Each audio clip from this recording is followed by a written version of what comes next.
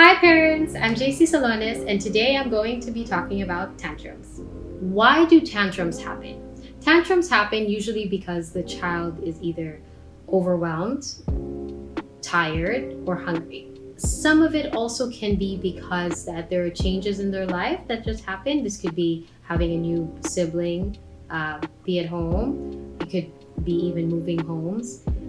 Younger children tend to not be able to handle changes that well. So because of their emotional immaturity. So you have to give them time to process this. And a lot of it comes out in tantrums or acting out. It could also be because they're out of routine.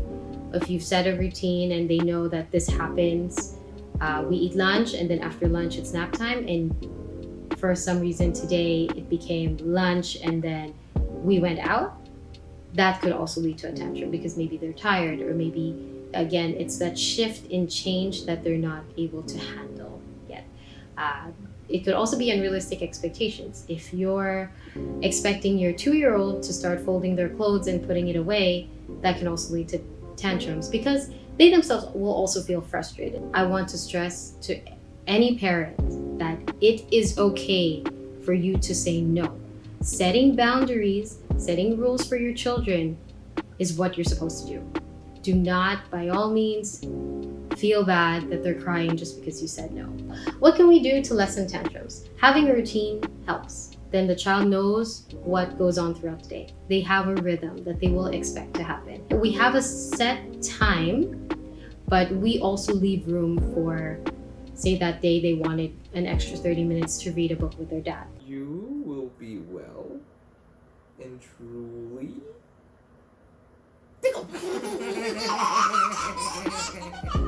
Plan for naps and snack time. So especially for kids, my kids are big eaters. They also love their naps. So on days when they both decided not to nap because they chose to read their books instead, I'm already preparing that dinner up until bedtime might get a little tricky.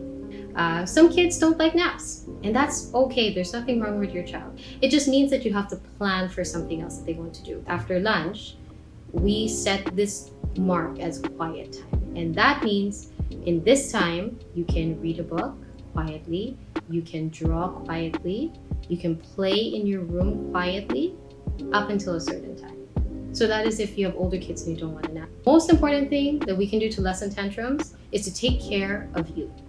On days when I didn't get enough sleep, or on days where I am just so overwhelmed, it affects my children because it affects the way that I respond to them. So that is the most important thing to lessen tantrums, is take care of you.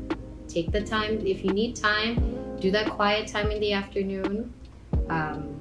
Find an activity that your child can do by themselves and you can do on your own. It depends on age.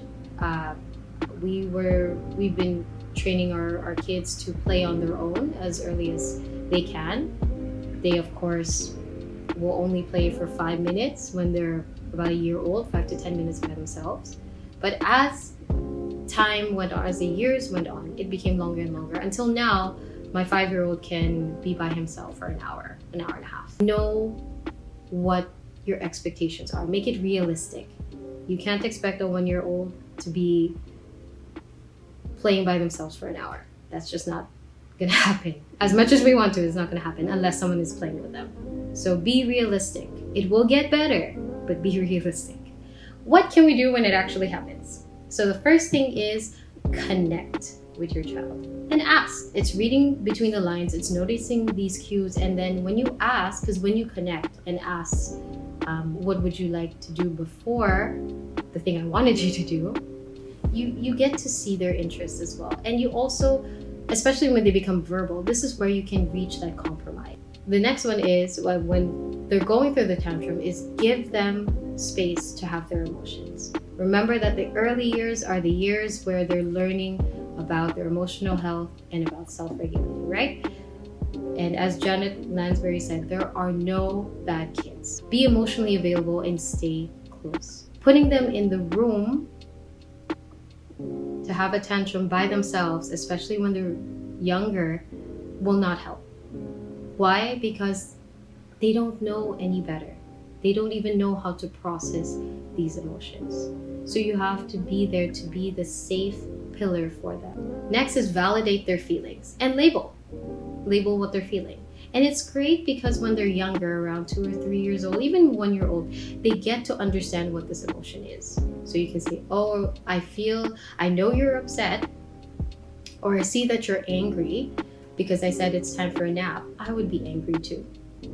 But as you continue to label them, the child will then understand, okay, this emotion I'm feeling, it means anger. Then I can, when they're ready to verbalize it, they can communicate it to you. And it's easier for you to address. My boys love being held, especially when they're going through a tantrum. All I have to do is, in the middle of it, if I hold my arms out, they will come in for the hug. One of them, though, is 50-50. He will come in for the hug, or he will want to just lay out, sprawled on the floor to calm down, which is fine. You have to give him the choice, because if you force it, then you're adding fuel to the fire at an already intense level for the child. So what you can say is, I know you're upset. I'll be right here. Do you want me to hold you? If they say no, then you just say, okay, I'm here. If you want me to hold you, I'm here. Usually at the time when they come in for the hug, I guess we've been through this so many years, is I could tell when the dam has broken, meaning that it's at the level where they've just let all their emotions out.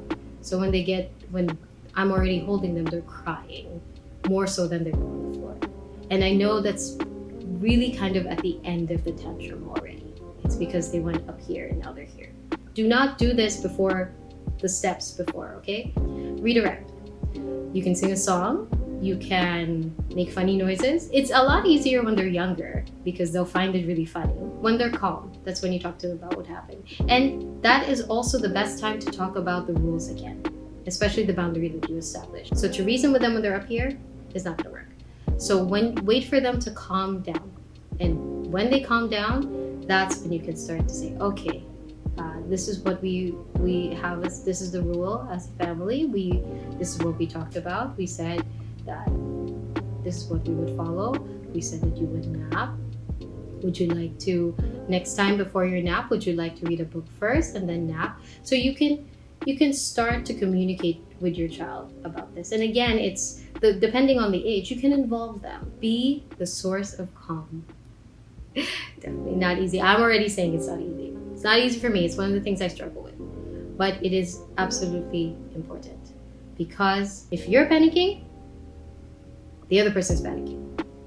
So that's why they tell you in an emergency situation, always keep a level head. It's the same thing when tantrums are happening. Do not make them feel guilty for having these emotions. They are not mature enough yet to be able to know what to do in that situation. They've only been on this earth for less than 10 years. So we have, as parents, we have to give them that grace. And to borrow a quote from my son's school is that parenting is hard work, but it is also heart work. And how do we reach the heart? We connect. And it's not easy. It is not the easiest thing, but it is the most important thing as parents that we can do for our children. Connecting with children is really just getting down to their level and into their world. So that can look like playing with them. And it can be from 20 minutes to an hour, depending on how much time you have. But to connect with them that way will mean wonders to them. And the number one thing that you can do for them is put the phone away. The biggest distraction we have in our lives is our phone.